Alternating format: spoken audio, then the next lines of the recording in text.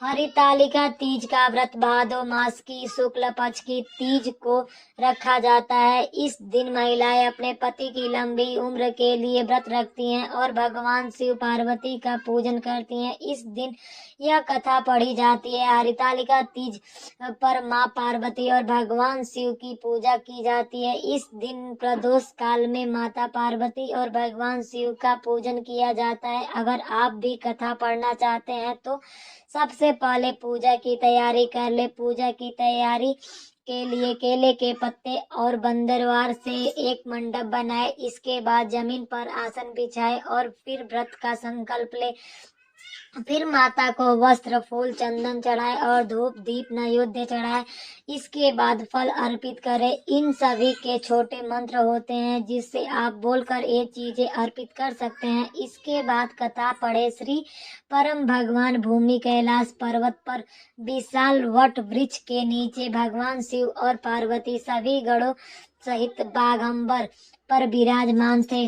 बलवान वीरभद्र, भृंगी, सारंगी और नंदी अपने अपने पैरों पर साध शिव के दरबार की शोभा बढ़ा रहे थे। इस अवसर पर महारानी पार्वती ने भगवान शिव से दोनों हाथ जोड़कर प्रश्न किया कि हे माहेश्वर, मेरे बड़े सौभाग्य हैं जो मैं आप सरीखे पति को वर्ण किया। क्या मैं जान सकती हूँ कि मैंने वह कौन सा पुण्य अर्जन किया है? आप अंतर्यामी हैं, मुझ दासी पर वर्ण करने की कृपा करे। महारानी पार्वती की ऐसी प्रार्थना सुनने पर शंकर जी बोले, तुमने अति उत्तम पुण्य का संग्रह किया था जिससे मुझे प्राप्त किया है। वह अति गुप्त व्रत है, लेकिन मैं तुम्हें बताता हूँ। वह व्रत भादो मास के शुक्ल पक्ष की तीज के नाम से प्रसिद्ध है। यह व्रत ऐसा है, तारों में चंद्रमा, नौ ग्रहों में सूर्य, वर्णों में ब्रह्मा, देवताओं में गंगा, पुराणों में महाभारत, वेदों में साम, इंद्रों में मन होता है।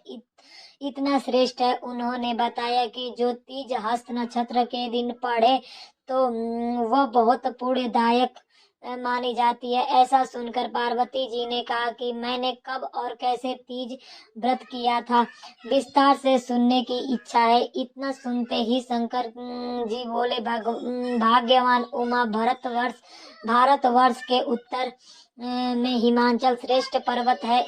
उसके राजा हिमाचल हैं। वह तुम भाग्यवती रानी मैना से पैदा हुई थी। तुमने बाल्याकाश में ही मेरी आराधना करना शुरू कर दिया था। कुछ उम्र बढ़ने पर तुमने सहेली के साथ जाकर हिमाचल की गुफाओं में मुझे पाने के लिए तप किया। तुमने गर्मी में बाहर चट्टानों में आसन लगाकर तप किया, बारिश में बाहर पानी में तप किया, सर्दी में पानी में खड़े होकर मेरे ध्यान में लगी रही। तुमने इस दौरान वायु सूखी पेड़ों के पत्ते खाए और तुम्हारा शरीर क्षीण हो गया। ऐसी हालत देखकर महाराज हिमाचल को बहुत चिंता हुई। वे तुम्हारे विवाह के लिए चिंता करने लगे। इसी मौके पर नारद देव आए।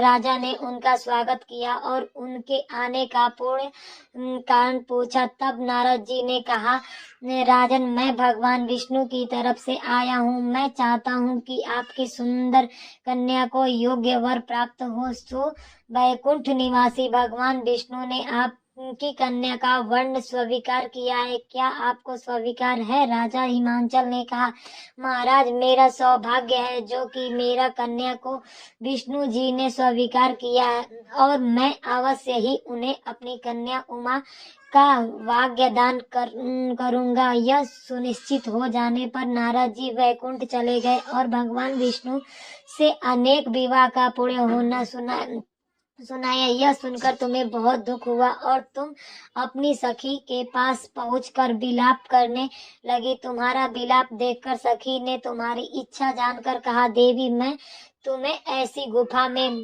तपस्या के लिए ले चलूंगी जहां महाराज हिमाचल भी न पा सके। ऐसा कह उमा सहेली सहित हिमाचल की गहन गुफाओं में विलीन हो गई। तब महाराज हिमाचल घबरा गए और पार्वती को ढूंढे हुए विलाप करने लगे कि मैं विष्णु जी को जो वतन दिया है वो कैसे पूरा हो सकेगा। ऐसा कहकर बेहोश हो गए। उस समय तुम अपनी सहेली के साथ ही गहन गुफा में पहुंच बिना अन्न और जल के मेरे व्रत को आरंभ करके नदी की बालू का लिंग लाकर विधि फूलों से पूजन करने लगी। उस दिन भाद्र मास की तृतीया शुक्ल पक्ष हस्त नक्षत्र था। तुम्हारी पूजा के कारण मेरा सिंहासन हिल उठा और मैंने जाकर तुम्हें दर्शन दिया। वहां जाकर मैंने तुमसे कहा, हे देवी, मैं तुम्हारे व्रत और पूजन से अति प्रसन्न हूँ। तुम मुझसे अपनी इच्छा मांग सकती हो। इतना सुन तुमने लज्जित भाव से